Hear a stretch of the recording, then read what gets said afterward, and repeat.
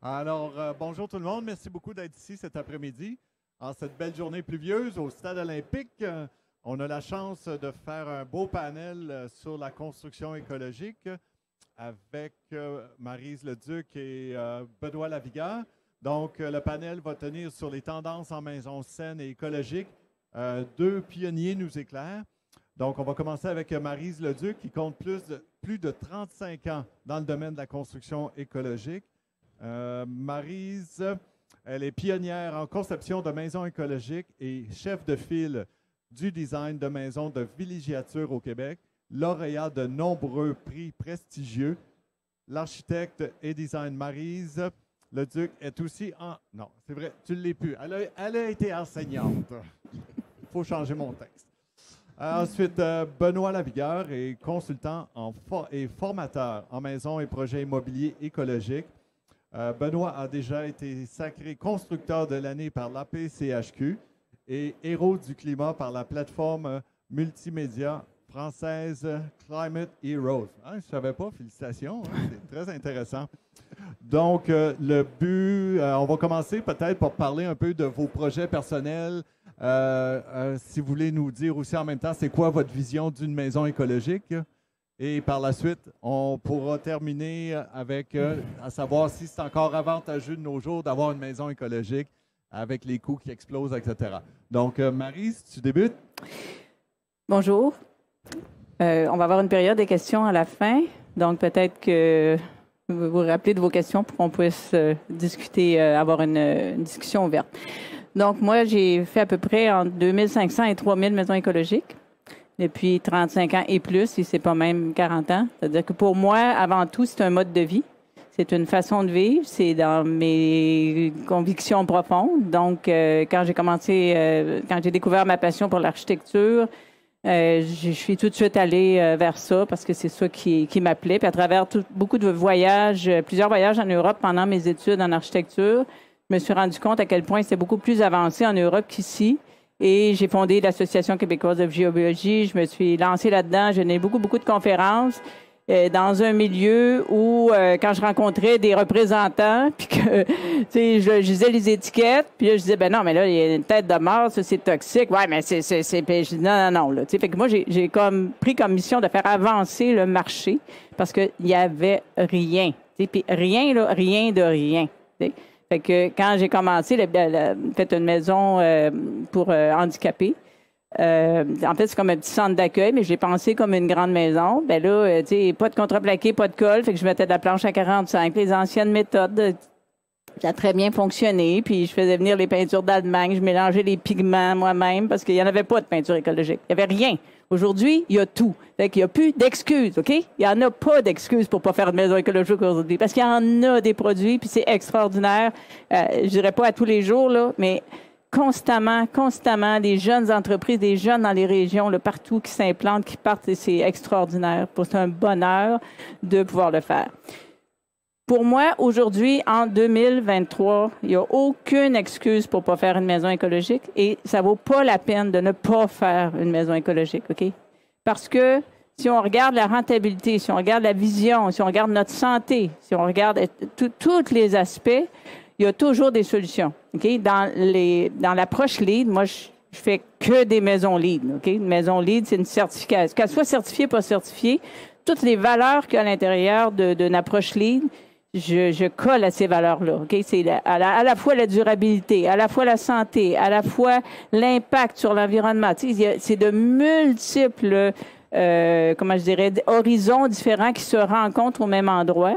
Et je vous encourage à lire sur les maisons LEED l'approche LEED. Bon, tous les systèmes, l'approche LEED, l'approche WELL. L'approche WELL, c'est qu'ils se sont rendus compte que des travailleurs dans un édifice à bureau, s'il y avait de la lumière naturelle, un environnement sain, qui était plus productif. Gardons ça. Ils se sont rendus compte de ça. Et toutes les études le prouvent. Et c'est comme, évidemment, ça rejoint l'économique. OK? Donc, maintenant, partout aux États-Unis, dans les grandes villes du monde, la certification WELL amène le bien-être, en fait, des gens. Puis c'est sûr que quand on est... il y a à la fois le bien-être, mais aussi l'économie, comme par exemple Là, je vais évidemment dans le temps qu'on a, puis après, je pourrais parler des heures et des semaines et des années, là, mais juste pour faire prendre des petits points comme ça, si on prend par exemple du verre triple, OK? Oui, ça coûte plus cher, mais il ne faut pas juste regarder ce que ça coûte, il faut se dire que la maison va nous le rembourser, OK? Ça veut dire que de mettre la différence de coût pour mettre du verre triple au lieu du verre double, bien, l'économie de chauffage, de climatisation, plus le confort. Je vais vous donner un exemple. Je parlais en ce moment, moi, je fais beaucoup de maisons là, sur mesure individuelle. Je travaille depuis 3 ans avec un promoteur à Saint-Côme, dans la Naudière, sur un projet d'une centaine de chalets de villégiature écologique certifié LEED. C'est le plus grand projet certifié LEED au Canada de ce type-là. Puis, j'ai fait le même modèle, OK, avec du verre double et du verre triple. Et le promoteur, au départ, ouais, ben là, il me semble, tu sais, bon, le verre triple, c'est plus cher, tu sais, bon. Mais il a vécu dans les 2 maisons. Là, il a dit, Maryse, là, on met du verre triple partout. Il a été convaincu, il a vu le chaud, le froid. Parce que c'est sûr que à partir du moment où il y a des grandes fenêtres, puis quand on fait des projets de villégiature, faut que ça soit une expérience extraordinaire. C'est pas mais on va pas en vacances pour aller dans une maison ordinaire, un petit... C'est l'ouverture sur la nature, donc il y a des grandes baies vitrées, il y a des grandes fenêtres. Donc, nécessairement, il y a de la surchauffe et nécessairement, il y a des pertes de froid. OK? Fait que déjà, c'est toute une série d'éléments. Le chauffage, tout ça, les matériaux. Fait que là, on a dalle chauffante à l'eau chaude, ce qui est un confort extraordinaire, parce que ça développe des endorphines dans le corps. Il y a toutes sortes d'éléments qui sont pas juste l'économie, mais le bien-être.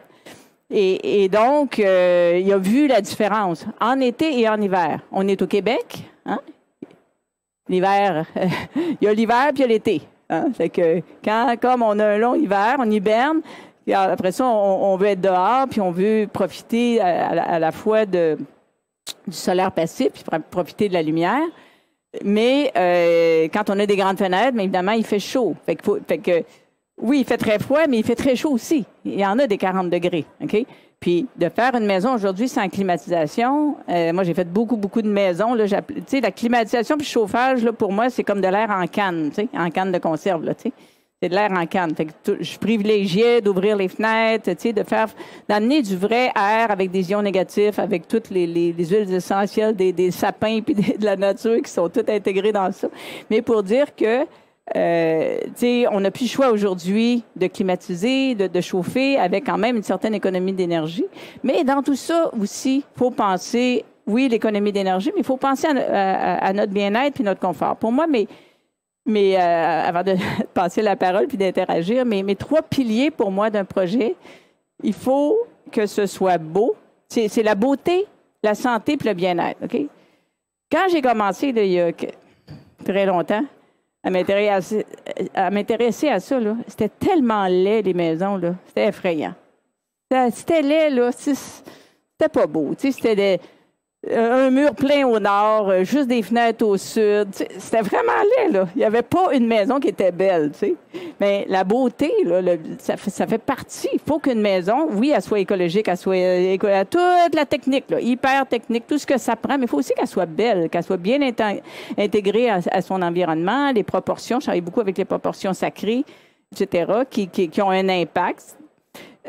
Donc, la santé, ben, c'est le formaldéhyde, là, qui est partout, là, ben, c'est réputé cancérigène. Si vous tapez liste rouge des matériaux à travers le monde, liste rouge des matériaux, vous allez voir tous les produits cancérigènes prouvés à travers de nombreuses études, et il y en a, et par ordre. Donc, le formaldéhyde qui est partout. Plus il y en a, plus ça a un impact sur notre santé. Pour ne nommer que celui-là, OK, sur la longue liste. Donc, faut mesurer, puis il faut faire des choix. On ne peut pas tout mettre nécessairement.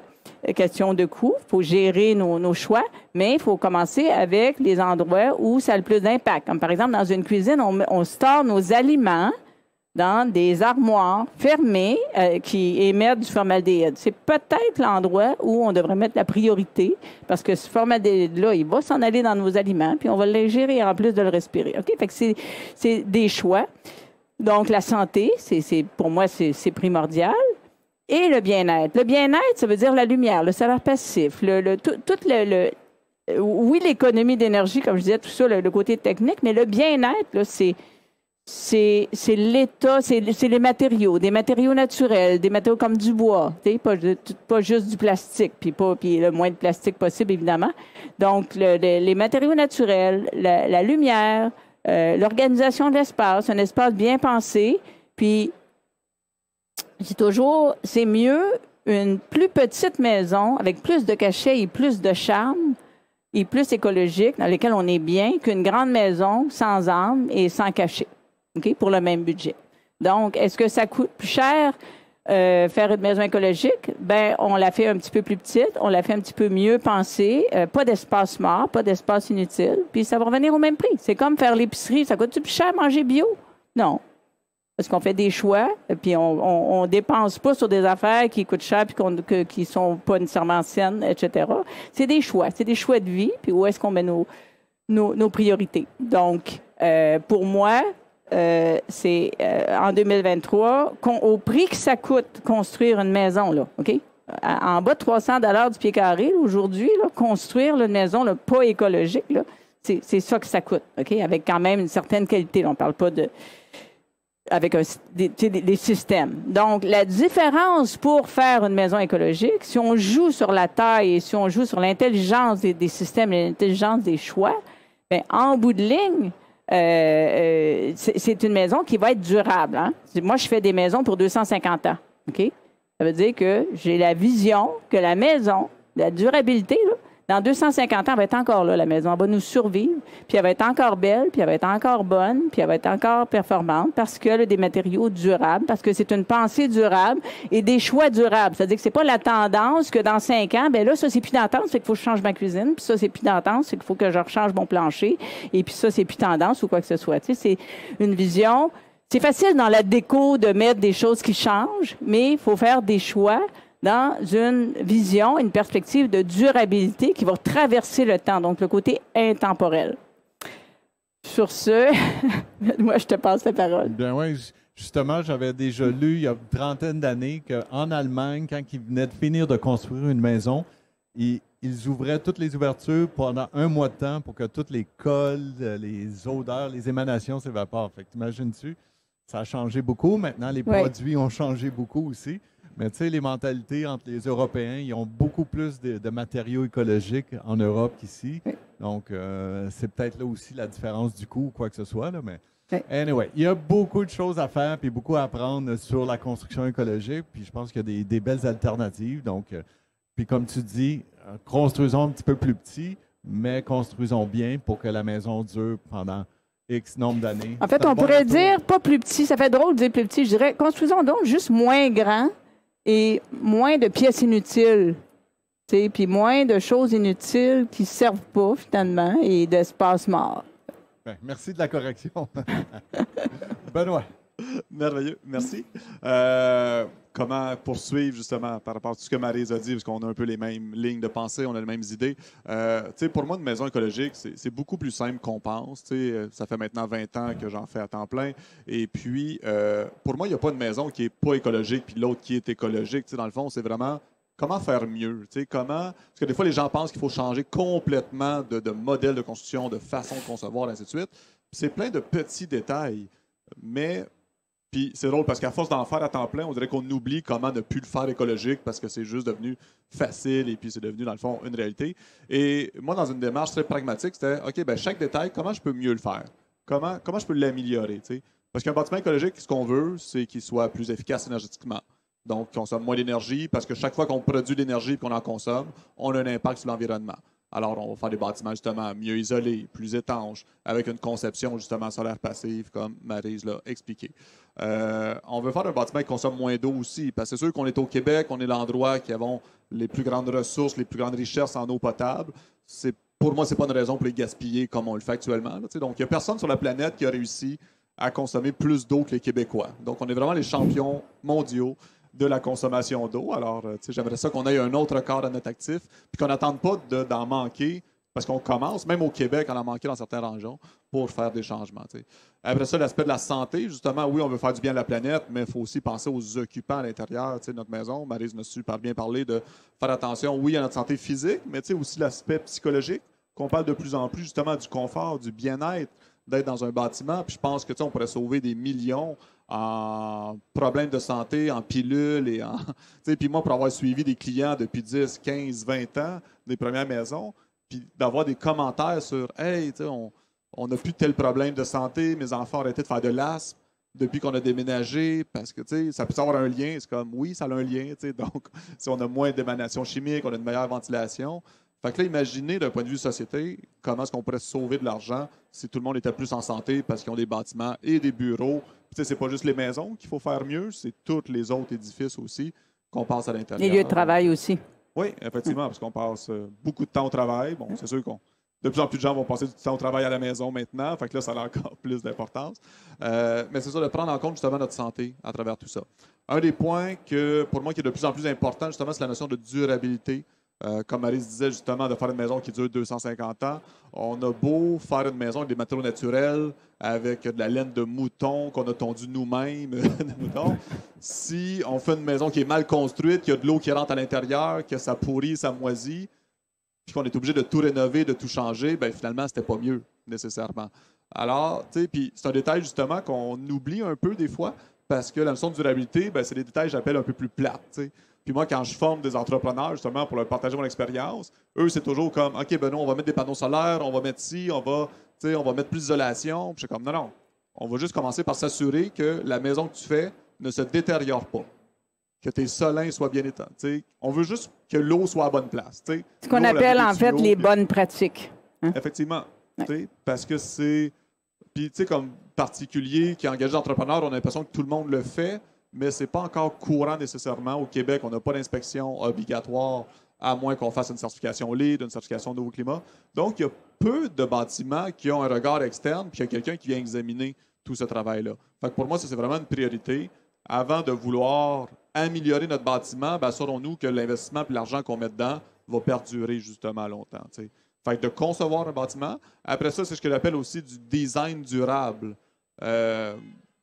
Comment faire attention justement que notre bâtiment ne suive pas la mode? Il y a des choses qui sont belles éternellement.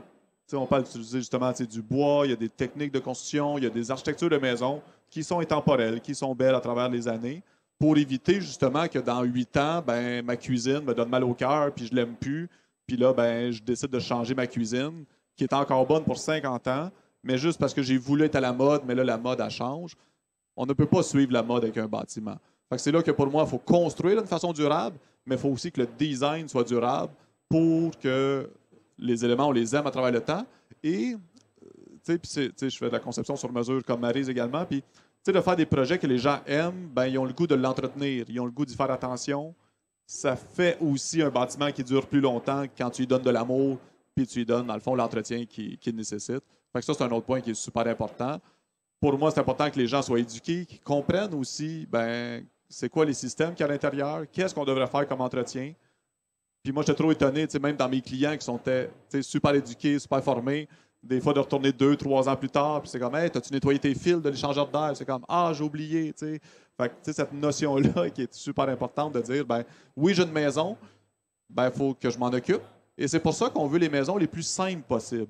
T'sais, moi, autant que j'ai mis dans mon début de carrière beaucoup de systèmes, beaucoup de mécanique, que là, plus j'avance, dans le fond, plus c'est une maison passive, c'est une maison simple, parce que je me rends compte qu'un humain normal a de la difficulté à entretenir une maison. Fait que plus on met d'éléments complexes à l'intérieur, ben moins il y a de chances qu'elle soit bien entretenue, puis là, on rentre un cercle vicieux de mauvais entretien, mauvaise performance. Fait que gardons les choses simples, gardons les bâtiments simples, justement, comme Maryse l'a mentionné, concevons justement mieux, optimisons les espaces. Il y a tellement de pieds carrés qui sont inutiles. T'sais. Puis, pour moi, dans le fond, l'avenir du bâtiment, c'est comment concevoir des bâtiments qui sont plus évolutifs, qui sont plus flexibles. Parce qu'on conçoit souvent des maisons trop grandes pour les quelques années que tous nos enfants vont être à la maison, que on va travailler à la maison, on va aussi. Fait que là, il y a plein d'usages. Mais avant que les enfants arrivent, la maison est trop grande. Quand les enfants sont partis, la maison est trop grande aussi. Alors, comment on peut concevoir des maisons qui s'optimise dans le temps. Dans le fond, de dire, oh, la maison n'est pas utilisée à son plein potentiel présentement, parfait, il y a un étage que je peux louer en logement, que je peux offrir à un membre de la famille, que je peux. Puis là, c'est sûr que la réglementation des municipalités doit suivre également. Mais actuellement, on parle d'une crise du logement puis qu'il manque 100 000 logements ou habitations. d'un autre côté, il n'y a jamais eu autant de pieds carrés inutilisés dans toutes les maisons au Québec. On n'a jamais eu autant de pieds carrés pour le si peu de gens à l'intérieur, avec les gardes partagés, avec les personnes qui ont des chalets, qui ont des résidences secondaires, qui voyagent dans le sud en plus l'hiver. Donc, il y a plein d'espaces qui ne sont pas utilisés. Et d'un autre côté, il y a plein de gens qui manquent d'espace, donc comme ça. Fait que c'est là qu'on doit concevoir des bâtiments. Puis, autant que j'ai aimé le concept des mini-maisons pour emmener la logique de on peut vivre dans plus petit, mais finalement, moi, avec l'expérience, je me rends compte qu'on devrait peut-être faire des plus grandes maisons, mais qui sont capables, on est capable de les diviser à l'intérieur pour, justement, quand que tout le monde est là, ben, on utilise au complet, puis pendant une période, ben, on est moins d'occupants, je peux louer, dans le fond, une section, ça peut apporter un revenu aussi. Fait que quand on parle d'abordabilité, ben, si on a un revenu de location qui rentre, ben, c'est beaucoup plus rentable d'avoir une maison comme ça.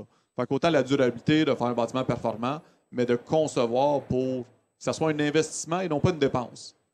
Puis c'est là que, justement, un bâtiment peut nous enrichir dans notre vie, peut créer de l'abondance, comme notre bâtiment peut devenir un poids financier, puis dans le fond, un poids qui gère aussi notre horaire, puis qui occupe, dans le fond, qui occupe pas juste de la place dans notre portefeuille, mais qui a plus beaucoup de place dans notre horaire également. Fait que c'est tous des petits détails à réfléchir parce que ça a un impact énorme. T'sais. Puis moi, pour avoir accompagné des gens, c'est impressionnant de voir, sur les années, sur le long terme, d'avoir un bâtiment qu'on aime, qui est bien conçu, qui est un investissement, comparativement qu'un bâtiment qui est une dépense. Ça fait une grosse différence au bout de 20, 30, 40 ans, donc sur tous les aspects de notre vie. Fait que ne pas négliger justement l'impact qu'un bâtiment peut avoir sur les différents aspects de notre vie. En fait, c'est le cycle de vie du bâtiment. Oui, puis juste la vision de penser un bâtiment sur 250 ans, puis c'est rien 250 ans quand on regarde au Japon, quand on regarde dans les vieux pays, là, c'est rien. Fait que quand on imagine, on part de cette perspective-là, ben on a une vision qui est différente. Puis c'est la même chose de se dire, quand on fait des choix, est-ce que je vais encore aimer ça dans 5 ans, dans 10 ans, dans 20 ans? Et toute cette approche-là, ben, c'est une approche qui donne de la valeur. Parce qu'on s'entend que mettre de l'argent, le retour qu'on a, c'est la valeur. La valeur, ça peut être du bonheur, ça peut être du bien-être, ça peut être justement de la santé, mais c'est aussi, si c'est bon pour nous, c'est bon pour les autres aussi. Mais c'est à l'étape déjà de la conception, de le penser avec tout le cycle de vie de ce que ce bâtiment-là peut permettre et peut devenir, justement dans toute l'évolution d'une famille, et de tenir compte de ça dans la réflexion. Après ça, bien, quand on est dans la rénovation, là, on tombe dans une autre façon de penser, de même chose, de qu'est-ce qu'on peut conserver, comment est-ce qu'on améliore, parce que souvent, l'isolation est déficiente, souvent, et il faut faire attention parce que c'est là où on peut facilement jouer à l'apprenti sorcier si on ne connaît pas assez ça. Il y a je parlais avec André Bourassa, qui est un autre pionnier aussi de l'architecture au Québec. Il me disait qu'il y a des bâtiments il fait beaucoup d'expertise, qui pourrissent par en dedans parce que ça a mal été pensé dans toute la composition du mur. Et donc, la durabilité, c'est autant est-ce que je vais encore aimer... puis souvent, quand on pose cette question-là, puis les gens réfléchissent, est-ce que je vais encore aimer ça? Tout d'un coup, ils revoient leur choix avec dans une autre perspective, de dire, c'est vrai que je suis pas sûre que je vais encore aimer ça dans 10 ans. Je vais plus y aller dans un côté intemporel. Puis ma déco, là, on peut se lâcher lousse. Hein? Des coussins, des couleurs, des trucs, des cadres sur les murs. Des rideaux, ça n'a pas un gros impact écologique, les changer complètement de cuisine ou du mobilier. C'est ça. Mais c'est toujours, de parler du coût. Du coup, avec c'est ça, le retour sur l'investissement, quand je disais tantôt, la maison nous le rembourse. J'aime ça, cette vision-là, parce que c'est comme quand, tu sais, un foyer de masse, par exemple, ça coûte tant, OK, sur le coût, mais on est capable de calculer que ce soit un foyer de masse, que ce soit de la géothermie, que ce soit faire un plancher chauffant, que ce soit mettre une meilleure qualité d'isolation, tout ça. De toute façon, l'isolation, là, ça, c'est la chose qui coûte le moins cher et qui est la plus payante. OK? Fait que de mettre un mur entre R30 et R40, de mettre un peu plus de laine dans le toit, là, ça coûte pas cher. OK? Puis la première chose qu'on doit bien isoler, là, c'est un toit. Quelqu'un qui rénove, la première chose, c'est le toit, parce que la chaleur sort par là. Après ça, les fenêtres, tout ça. Mais déjà, l'isolation, Il n'y a aucune raison de ne pas faire un mur mieux isolé pour la différence de ce que ça coûte, couper les ponts thermiques. Il y a des maisons là, qui coûtent 400 chauffées, climatisées par année, des maisons passives. Ça existe. Ça veut dire que l'investissement au fil des années, puis qu'après ça, la personne qui a besoin de revendre sa maison, c'est sûr que ça donne une valeur ajoutée parce que puis à travers ça, c'est pas juste l'économie, c'est le bien-être qu'on a dans une maison où qui est comme un gros manteau chaud en hiver. Bien, écoute, c'est très intéressant. Justement, vous m'enlevez les mots de la bouche parce que justement, ma deuxième question, c'était où on devrait investir le plus en premier. C'est comme tu es arrivé, Benoît, tu avais des gens qui disaient « Ah, let's go, les panneaux solaires, etc. » Mais il y a peut-être façon aussi de faire des choses étape par étape. Si tu n'as pas les moyens de payer des panneaux solaires, au moins tu passes le filage. Ou c'est quoi, d'après vous, qu'est-ce qui est le plus important à investir? Fait que Maryse parlait beaucoup d'isolation. Le verre triple. Le verre triple, là, c'est sûr qu'au niveau du confort, autant quand il fait chaud, autant puis avec les changements climatiques, des 40 degrés, on n'avait pas connu ça là, avant. Là, même des entre 30 et 40, il va en avoir de plus en plus. Fait que ça c'est un excellent investissement.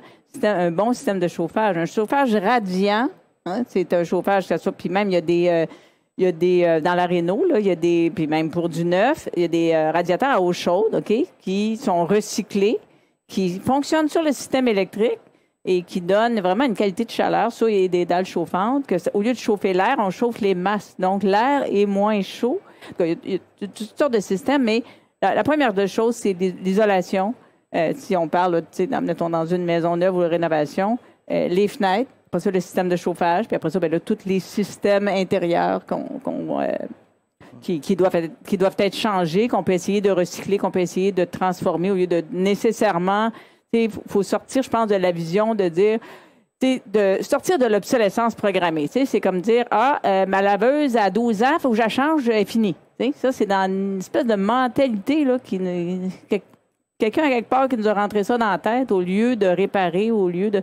Puis donc, de penser à long terme. La durabilité, c'est une vision à long terme qui va perdurer.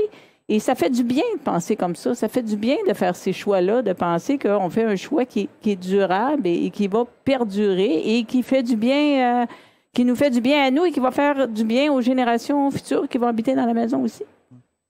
Bien, moi, je dirais que le premier investissement, c'est de s'entourer de personnes compétentes et qualifiées. D'acheter de l'expertise, justement, parce que on a beau lire un magazine, écouter une conférence, il ne faut pas penser que, OK, on sait tout, puis je vais dire à mon concepteur, mon architecte, je veux une maison écologique, parfait, je vais t'en dessiner une. Donc, d'engager des gens qui n'ont fait pas une. Moi, je dis souvent, ça m'en a pris 50 pour devenir bon. Là, donc, avant de... Fait que de s'entourer de bonnes personnes, je pense que c'est le meilleur investissement. J'ai la chance, moi, maintenant, comme formateur, comme consultant, d'accompagner des projets.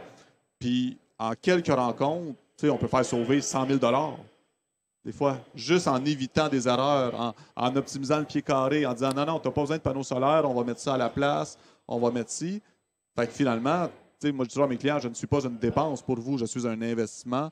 Donc, de bien vous faire accompagner. J'arrive des fois en consultant sur des projets qui sont déjà entamés, puis là, il y a plein d'erreurs qui ont été faites, il y a trop de pieds carrés. Puis là, tu es comme pris avec ce bâtiment-là en disant, bon, comment on peut récupérer? Là, tu dis, c'est un bâtiment neuf, puis on essaie déjà de réparer des erreurs alors que ça aurait pu très bien se faire. Fait que justement, de s'entourer de bonnes personnes, c'est vraiment la clé. Puis on a la chance maintenant qu'il y a beaucoup d'entreprises. Il y a plein de concepteurs, il y a plein d'entrepreneurs également. Il faut juste faire attention que ce n'est pas tout le monde qui est excellent. Donc, poser des questions, aller voir les projets qu'ils ont réalisés. Est-ce que les valeurs sont communes aussi avec les vôtres? Donc, ça, c'est super important. Mais de bien s'entourer. C'est une équipe. Puis moi, j'ai été 15 ans comme entrepreneur, justement, en bâtiment écologique. Puis je dis toujours à mes clients, c'est important que vous me choisissiez, mais moi, je vais vous choisir aussi. Je dis, on va passer 2 ans ensemble à travailler. C'est presque un petit mariage, entre guillemets. Là. Donc, fait qu'il faut qu'on s'entende bien, il faut qu'on partage les mêmes valeurs. Je ne dis pas que je suis le meilleur entrepreneur pour tout le monde.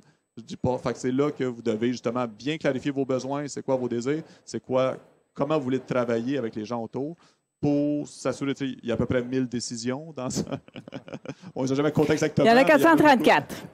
Je les ai comptés. Toujours, il y a 434. On a 434 choix à faire et il faut les faire. C'est ça.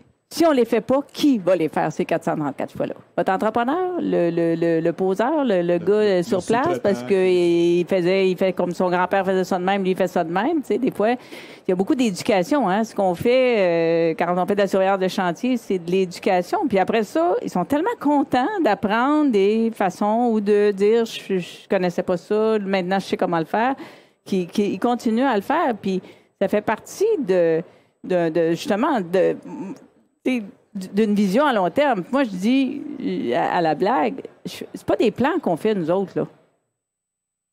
On planifie votre vie future. C'est ça qu'on fait. Le plan, là, je fais print, puis il se fait. OK? Mais ce qu'on fait, c'est une réflexion.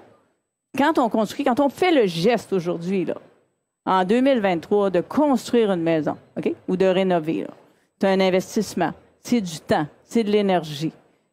Ça mérite d'être bien pensé. Puis si c'est une maison neuve, bien, on planifie notre vie future et notre vie au-delà. La maison va nous survivre.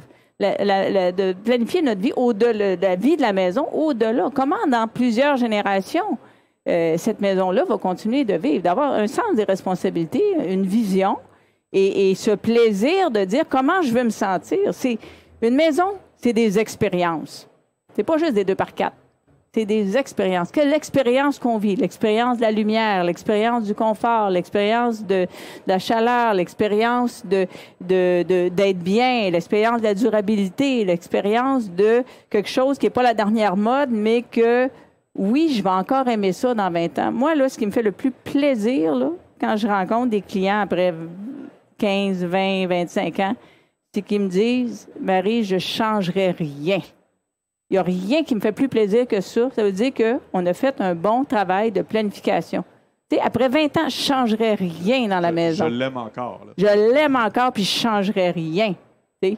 Bien, ça, c'est ça qu'il faut essayer d'avoir comme vision, de dire, dans 20 ans, je ne changerai rien. Ça veut dire que ça a été bien pensé, ça a été bien réfléchi, ça veut dire que c'est solaire passif, tenir compte de l'ensoleillement, des vues, du terrain, de toutes les dimensions bien implantées, bien conçues, bien pensées, les bons systèmes, parce que dans un projet, il y a un paquet de deuil à faire.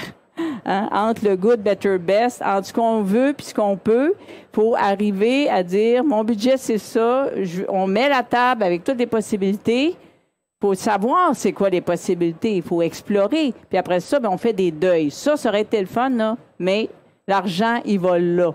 Mes valeurs, c'est ça. Puis on met de l'argent là, puis on laisse tomber certaines choses au bénéfice qui vont faire que dans X années, si on est encore là, ou pour les prochains, bien, qu'on va être encore, que ça va perdurer. Puis que les choses éphémères peuvent changer, mais on peut. Pour moi, c'est impensable de ne pas penser une maison dans un cycle en imaginant le cycle de vie de la maison et d'arrêter de faire de l'obsolescence programmée. Une maison cheap, c'est de l'obsolescence programmée. Okay? Ça ne sera pas durable. Il va falloir remplacer, il va falloir changer, il va falloir modifier, ça va moisir, ça va pourrir, ça va, etc. C'est sans fin, puis c'est du gaspillage de temps, d'énergie et de ressources. Puis c'est là que c'est un gros défi, honnêtement. Puis il y a de plus en plus d'études qui commencent à expliquer c'est quoi le coût de possession versus le coût d'achat. Donc, le coût d'achat, c'est combien me coûte l'année 1, dans le fond, mon bâtiment. Entretien. Effectivement. Puis après ça, c'est de dire mais combien va me coûter pendant 20, 30, 50 ans, à travers toutes les années, en termes d'énergie, d'entretien, de remplacement. Moi, je le compare souvent quand j'ai dû changer d'auto en 2012. Moi, c'était pas le prix d'achat de l'auto qui était important. C'était au bout de 300 000 km, combien l'auto va m'avoir coûté en essence, en entretien. Donc, les modèles que je comparais, le prix d'achat était une variable, mais il y avait toutes les autres. Puis là, un beau petit tableau Excel, on calcule. Puis finalement, moi, j'ai acheté une hybride à ce moment-là parce que cette auto-là consommait beaucoup moins d'essence que l'autre modèle à essence. Donc, fait qu'une maison, c'est un peu la même chose. Est-ce que j'ai les moyens de sauver de l'argent tout de suite? Puis moi, quand je fais un achat, je me demande toujours, est-ce que je suis obligé de le remplacer? Pourquoi je mets une toiture métallique, un toit de tôle sur ma maison? Parce que ça va durer 60 ans, comparativement à un toit de bardeau qui va durer 15 ans. Fait que oui, la toiture métallique coûte un peu plus cher aujourd'hui, mais elle coûte beaucoup moins cher que 4 toits de bardeau. Fait que c'est là la notion d'investissement qui est super importante à considérer.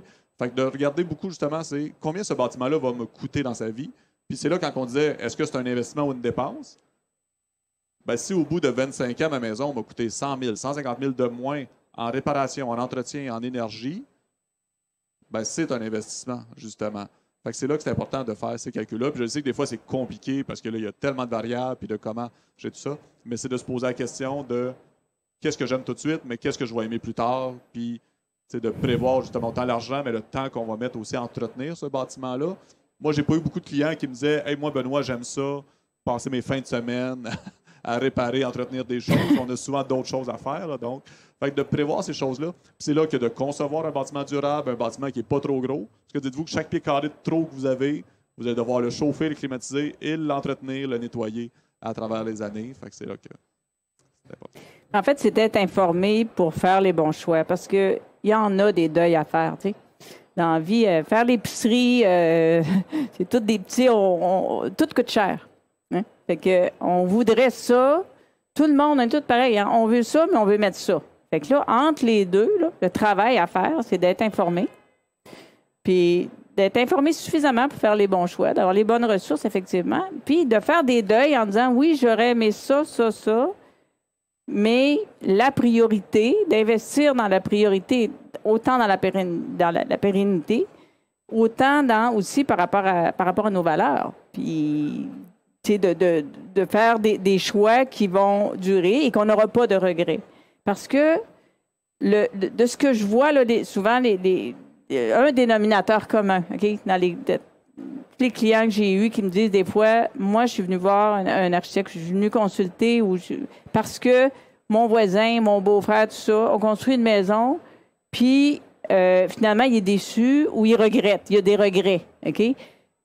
Pas assez ou trop. Les deux pièges, pas assez. Le budget n'était pas suffisant. Oui, il est rentré dans son budget, mais finalement, il ne l'aime pas. Finalement, c'est trop petit, trop ci, trop ça. Il manque ci, il manque ça. Fait qu'il est déçu, il regrette. Ou d'en mettre trop. Tant qu'à faire.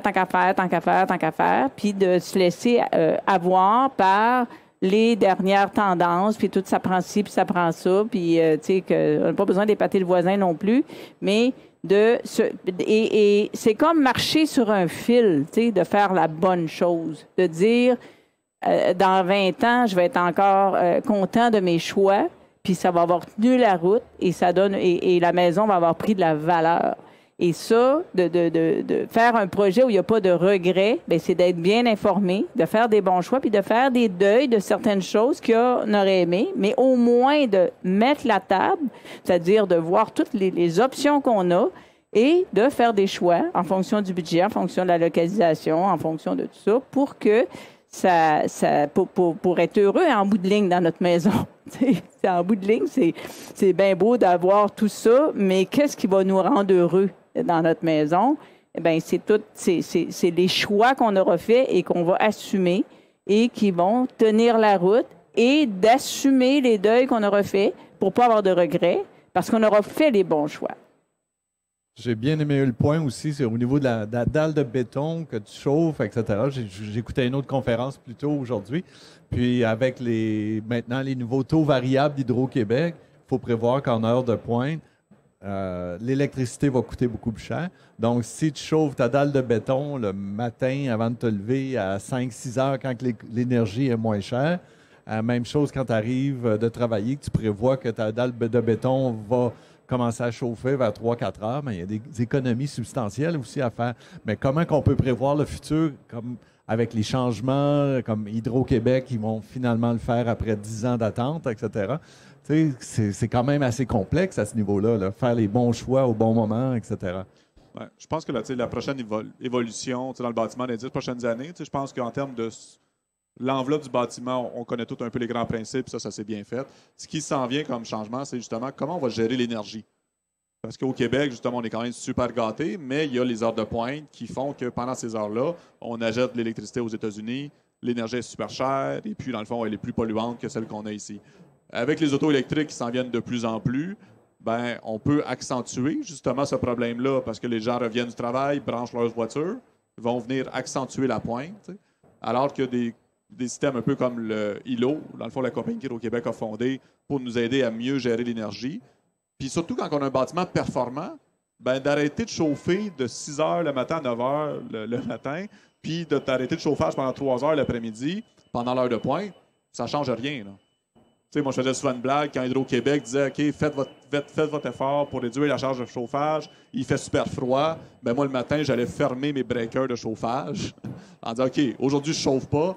Puis une maison solaire passive, je veux dire, on finissait souvent à 22, 23 degrés parce que les journées très froides, c'est des journées très ensoleillées. Fait que vous voyez qu'une maison, le besoin de chauffage est tellement minime que ça n'a plus tant d'impact. Et c'est là qu'on peut venir aider justement notre réseau en disant OK, ben, comment je peux aider à limiter la pointe? Et une des choses qui s'en vient aussi d'ici quelques années, c'est d'utiliser les autos électriques comme des génératrices. Donc, d'utiliser cette énergie-là, qui est quand même impressionnante, pour dire, ben, j'arrive à la maison, ma batterie est encore la moitié chargée de ma voiture, ben, je vais venir faire mon souper, toute mon heure de souper, je vais la faire sur la voiture, puis je vais recharger ma voiture pendant la nuit. Parce que pendant la nuit, les taux d'électricité réels sont super bas, puis il y a peu de demande. Fait que comment je peux déplacer ma charge de consommation pendant la nuit, puis dans le fond de réduire. Fait que c'est là qu'on va venir justement avec la tarification dynamique, qui représente bien c'est quoi le coût réel de l'énergie. Parce que nous, au Québec, on paye toujours le même tarif, fait qu'on s'en rend pas compte, mais à chaque heure, le tarif de l'énergie varie. T'sais, globalement, il coûte peut-être 2-3 cents le kilowattheure la nuit, alors qu'il en coûte 50 cents pendant la période de pointe. Fait que c'est là, comme société, on dit hey, si tout le monde on consomme moins pendant les pointes, ben, globalement, tout le monde va sauver parce qu'on va s'enrichir comme société. Mais quand ça te coûte 400 $ par année de chauffage avec une maison bien isolée, passée versus 4 000, c'est sûr que ça n'a plus autant d'impact. Donc... Ça a un impact parce qu'à un moment donné, c'est un mode de vie. Ouais. C'est une façon de vivre. C'est un mode de vie avant tout, de ne pas gaspiller pour rien, d'être conscient de l'impact qu'on a. Tous les gestes qu'on fait ont un impact sur, on pourrait dire la planète, mais qui impacte tout le monde. Donc, mais c'est déjà de couper à la source au lieu d'entrer dans le cycle de la consommation et de l'obsolescence programmée qui fait qu'il faut toujours tout, plus. Donc, à la source déjà de bien penser, puis je conclurai en disant que je redis encore une fois, pour moi, construire aujourd'hui, puis que ce soit 2023, 2024, 2025, construire aujourd'hui une maison qui n'est pas écologique, c'est du gaspillage, c'est de l'obsolescence programmée et de mettre l'argent selon le budget de chaque personne. Tu sais, on peut se payer du luxe, on peut se payer des petits plaisirs, mais il faut déjà commencer par la base, puis après ça, s'il reste de l'argent, bien, il y a des choses qui peuvent être ajoutées, mais la base, c'est la coquille. C'est la coquille de la maison. C'est ce qui va avoir un impact direct, justement, sur avec le bel anglicisme, la maintenance, l'entretien de la maison. Alors, les coûts d'entretien, puis les coûts de chauffage, les coûts d'énergie. Et on est chanceux au Québec parce qu'on paye rien. On ne se rend pas compte comment en Europe, comment dans certains pays, ça coûte une fortune, l'électricité. On est chanceux. Puis ce qui fait qu'on est moins conscient de l'impact, mais déjà de réduire à la source, je pense que c'est le premier geste à faire. Puis après ça, c'est dans nos habitudes de consommation. Puis c'est vraiment une question de conscience, en bout de ligne. Bien, écoutez, merci. Puis vivement aussi les inspections. C'est pas normal qu'au Québec, quand toutes les autres provinces, c'est des inspections obligatoires quand on construit une nouvelle maison. Et donc, ça, mais il y a quand même la garantie de construction résidentielle, mais moi, j'ai eu un problème, puis essaie de l'avoir. Le problème est arrivé à 6 ans, puis c'était un vice caché. Il te retourne de bord assez vite. Merci. Donc, un gros merci. Peut-être qu'on pourrait avoir une ou deux questions de la salle. Quelqu'un?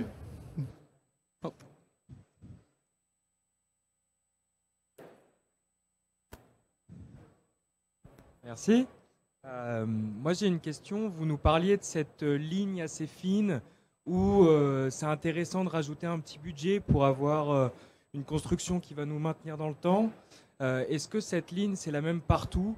Est-ce qu'à l'international, à quel point il faut prendre en compte le coût de la main-d'œuvre, le niveau financier de la population qui vit sur place? Enfin, comment on l'établit, cette ligne? J'ai pas bien. As-tu bien entendu? Ouais. Dans le fond, le point justement, c'est que il n'y a pas de choix parfait. Puis même, je pense que tout bon professionnel, concepteur, doit se remettre en question. Dans le fond, la maison parfaite d'il y a 20 ans n'est plus la même maison parfaite d'aujourd'hui. Le choix est toujours de bien réfléchir, de ne pas, justement, trop couper. Puis je pense, comme l'exemple que tu donnais, Maryse, moi j'ai eu des clients aussi, c'est OK, je veux absolument rentrer dans tel budget, puis ici, puis c'est comme, ben, est-ce que tu aimes mieux avoir une maison à 400 000 que tu n'aimes pas ou d'en avoir une à 425 000? Puis moi, j'essayais souvent des fois de ramener ça. OK, c'est quoi la différence sur 25 ans par mois que ça va te coûter pour faire telle chose? Et la rentabilité. C'est ça. La rentabilité du bâtiment, il faut regarder la rentabilité. Il faut regarder le cycle de vie complet. Elle coûte ça, elle coûte ça. Si je fais ça, ça coûte ça maintenant, mais sur un cycle de 10, 20 ans, puis aussi pour la revente. Même si quelqu'un est là pour un certain nombre d'années, pas sûr c'est pas nécessairement la maison pour toute sa vie et pour ses petits-enfants, bien, à la revente... La maison va vivre plus longtemps que nous. Oui, je pense que ça, c'est un fait. Et encore là, dans le fond, d'aller dans trop, oui, l'efficacité énergétique, c'est important. Moi, j'ai fait un projet modèle en Estrie, justement, un bâtiment qui était sur une certification Passive House, certification allemande, qui consommait seulement 78 $ de chauffage par année. Donc là, on est vraiment dans l'extrême, dans le fond. Ça veut dire qu'un séchoir à cheveux peut chauffer la maison. Là, donc, une chandelle. Ouais. Une chandelle par pièce pour réchauffer la maison. On avait fait le calcul, je me souviens plus c'était combien de chandelles, mais ça n'en prenait vraiment pas beaucoup donc, pour chauffer. Ben là, c'était plus nécessairement logique. Dans le fond, moi, c'était un projet, c'était un défi personnel que je m'étais lancé, mais l'investissement que ça demandait par rapport à l'économie n'était pas logique. Fait que c'est là la ligne mince de ne pas faire assez performant, c'est pas bon. De faire trop performant, c'est pas bon non plus. Il y a une courbe à un moment donné, là. Puis quand on le fait quand on fait des maisons LEED avec Écohabitation, ils font tout le calcul énergétique. Puis à force d'en faire, nous, là, on le sait, là, que mettre plus... J'en ai fait, moi aussi, là, des murs là, de fou, là, parce que le client, là, il trippe puis il le fait, là, mais c'est qu'à un moment donné, là, il y a une courbe que après une certaine valeur R, c'est de l'argent qui serait mieux placé ailleurs. Une maison, c'est un placement. C'est tout des placements. Je mets l'argent là, c'est quoi mon bénéfice? Je mets de l'argent là. Où va l'argent? Puis là, l'argent, il bouge là, pendant la conception là, de qu'est-ce qui est important. Mais il y a une ligne, à un moment donné, là, que plus que ça donne rien, pour le peu que ça va amener. Fait que c'est cette vision-là qu'il faut amener d'en faire juste assez pour couvrir tous les autres sujets, parce que oui, il faut qu'elle soit belle, la cuisine. Oui, il faut qu'elle paye une belle céramique, se faire plaisir il faut s'en laisser un peu de la place pour faire des petites folies dans une maison, là. C'est pas juste, là, oui, être écologique, là, puis il y a tout ça, là. Faut que ça soit beau, faut que ça soit vivant, faut qu'on l'aime, etc. Ça fait partie de l'équation, mais c'est tout un équilibre, puis il faut penser à tout, puis après ça, il y a certaines priorités qui vont prendre la place, sachant que passer, à un moment donné, un certain seuil, c'est pas nécessaire non plus de payer la céramique à 40$ du pied. Il y en a à 5$ du pied qui est très belle. Fait que dans tout, faut s'en garder pour qu'il y ait un certain équilibre. Puis après ça, on choisit nos petits plaisirs. Où est-ce qu'on se fait plaisir? Où est-ce qu'on va mettre un petit peu plus? Fait que il faut juste connaître le point d'équilibre, le point de bascule, ou plus que ça, c'est plus nécessaire ou c'est inutile. Parce qu'on va le faire au détriment de d'autres choses qui vont être déficientes dans la maison. Est-ce que c'est bon? Oh, Jean-Pierre.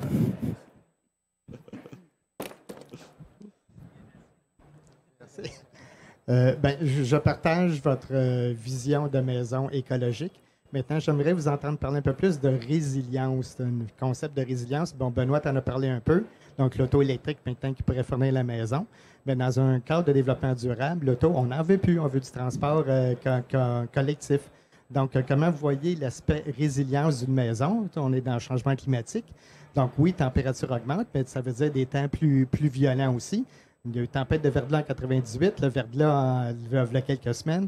Qu'est-ce qu'on fait maintenant quand on n'a plus Hydro-Québec? On est très, très dépendant d'Hydro-Québec. Donc, est-ce qu'on peut devenir, qu'est-ce que vous pensez de l'option de devenir d'un peu des autoproducteurs énergétiques? Donc, pour qu'on ait de la résilience, donc, quelle est votre intégration, un peu le concept de résilience dans une maison? Bien, très bonne question. pour moi, il y a le premier niveau de résilience qui est comment je peux avoir un bâtiment qui est le moins endommagé ou affecté par les changements climatiques. Donc, moi, j'essaie toujours d'éviter, mettons, tout ce qui est les pompes pour que le jour qu'il y a une panne de courant, je n'ai pas une pompe à gérer. Il y a des endroits qu'on a fait des sous-sols qu'on n'aurait pas dû en faire parce qu'on sait que la nappe phréatique, c'est un combat continuel. Le faire. C'est là qu'on parle de design durable. C'est de dire, OK, cette maison-là, dans toute la durée de vie, oui, il y a des moyens de faire qu'on peut vivre avec une nappe phréatique élevée, mais c'est un combat perpétuel. C'est là que de bien concevoir, de faire un bâtiment étanche, de faire une bonne enveloppe performante, de perdre de l'électricité pendant une journée ou deux dans un bâtiment performant, on va perdre quelques degrés, c'est tout. On est capable d'être confortable, on est capable de vivre dans la maison. Moi, je me souviens d'un client dans le bout de Magog qui a vécu une panne de courant de 5 jours. Puis on avait prévu l'installation d'un poêle à bois en phase 2, justement pour le budget. Puis il dit après 4 jours, la température il faisait 17 dans la maison, pas d'électricité. Fait qu'il dit OK, ben finalement, c'est pas un poêle à bois qu'il me faut. C'est peut-être plus soit des batteries ou une petite génératrice pour faire fonctionner mon frigo, pour faire fonctionner ici. Mais c'est là qu'on le voit qu'un bâtiment performant, tu n'as plus peur qu'il gèle. Fait que ça, là, c'est vraiment une grande sécurité en disant ben OK, mon bâtiment ne peut pas s'endommager, qu'il y ait de l'électricité ou pas. Après ça, comment je peux continuer à vivre par rapport à ces pannes de courant-là? Ben oui, je pense que c'est de prévoir, c'est ça, soit des systèmes de production d'énergie ou des systèmes d'accumulation aussi, parce qu'on n'est pas obligé d'en produire l'électricité, mais on peut juste l'accumuler pour l'utiliser justement. Ce qui est un peu le principe des automobiles, mais effectivement, on peut aller encore plus loin que ça, puis juste de... Puis tu sais, c'est correct pendant 3-4 jours de changer nos habitudes de vie, puis de se rappeler tout le bénéfice qu'on a d'avoir l'électricité. Donc, si on est bien préparé à une panne de courant, c'est pas si compliqué que ça. Quand tu n'as pas peur que ton bâtiment se désagrège, ben, le restant, c'est du camping de luxe à l'intérieur d'un bâtiment. Là. Fait que... En fait, c'est la coquille. Hein. Je pense que c'est quand on a une coquille bien pensée et qu'on investit dans l'isolation. Tu sais, c'est comme un manteau chaud en hiver. On adore l'hiver. Hein? Il n'y a pas de raison de ne pas aimer l'hiver si on n'est pas au chaud. Ceux qui n'aiment pas l'hiver, c'est parce qu'ils ne s'habillent pas assez chaudement. D'autres raisons, mais donc, fait qu'une maison avec un manteau chaud, déjà, là, dans la coquille, là, déjà, c'est un point de départ pour ne pas être dépendant, dans le fond, de tous les systèmes. Puis, tu sais, des petites pannes de 4 jours, là, c'est un gros drame pour bien du monde, mais ça ne veut pas dire qu'il n'y aura pas plus de pannes avec tout ce qui peut se passer, là, sans être alarmiste, mais on ne sait pas, mais on voit bien qu'il se passe plein de choses avec le climat. Comment moi, les clients que j'ai connus, les pannes de 4 jours ne les ont pas affectés du tout. Ben, c'est ça. Fait que c'est là qu'on voit que quand on construit bien, on est capable de penser au travail. Exactement. Mais il faut juste regarder aussi dans une vision que s'il y avait une panne de 2 semaines, des fois, c'est juste de réfléchir et qu'est-ce qui va faire qu'on va être capable de continuer à vivre dans notre maison et pas dépendant de toutes sortes de systèmes et de gadgets. Et donc, d'avoir des systèmes qui peuvent être sur des sources alternatives. Le solaire, là, j'ai été tellement impressionnée par les espèces de panneaux verticaux parce que le solaire, j'ai tellement fait d'études, puis c'est compliqué parce que mettre ça sur les toits, si la pente n'est pas suffisante, la neige, c'était pas au point pour ce que ça coûtait, mais on le sent que ça s'en vient. Là. Quand on voit là, dans les pays chauds là, qui font des champs, là, puis comment ça s'appelle, l'agriculture avec l'agrivoltaïsme. C'est ça. C'est ça, l'agrivoltaïsme. Lui qui me parlait de ça. Là, ben, tout ça, quand on voit ça à travers le monde, on se dit, puis sur les mers, puis partout, tu dis, enfin, là, enfin, ça s'en vient. C'est des ressources naturelles, gratuites. Le soleil, juste de faire du soleil passif. Quand il fait soleil, la maison, elle chauffe toute seule. Après ça, s'il ne fait pas soleil, ben là, il faut qu'on ait des sources alternatives. Alors, malheureusement, c'est tout le temps qu'on a. On aurait pu parler encore bien plus longtemps, j'en suis convaincu. Puis, je pense que d'ici bientôt, d'ici l'année prochaine, ça va faire 20 ans à peu près que vous venez à mes événements, que vous collaborez tout près. Donc, gros merci à vous deux. Vous êtes génial. Puis, un gros merci à toi, Éric, de faire des événements comme ça pour sensibiliser puis amener cette conscience-là. C'est vraiment une question de conscience en bout de ligne, d'être de le comprendre pour être capable au-delà de juste de connaître, c'est de comprendre, puis d'être conscient des impacts et des enjeux. Puis c'est comme ça qu'on fait des choix éclairés. Alors, merci de ta, un gros merci à vous deux. de ta persévérance. Merci de l'invitation. Merci de votre écoute. Merci.